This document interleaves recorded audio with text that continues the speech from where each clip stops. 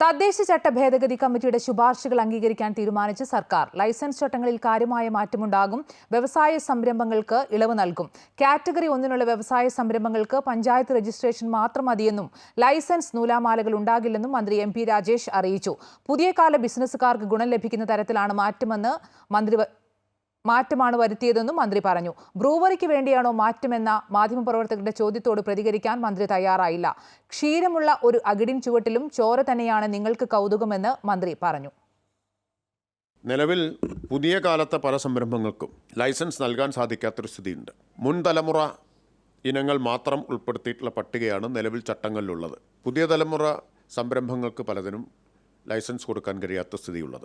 ഇതിൽ മാറ്റം വരുത്തും. ഫാക്ടറികൾ പോലുള്ള സംരംഭങ്ങളെ കാറ്റഗറി 1 വിഭാഗമായും വാണിജ്യ വ്യാപാര സേവന സംരംഭങ്ങളെ കാറ്റഗറി 2 വിഭാഗമായിട്ടും തരംതിരിക്കും.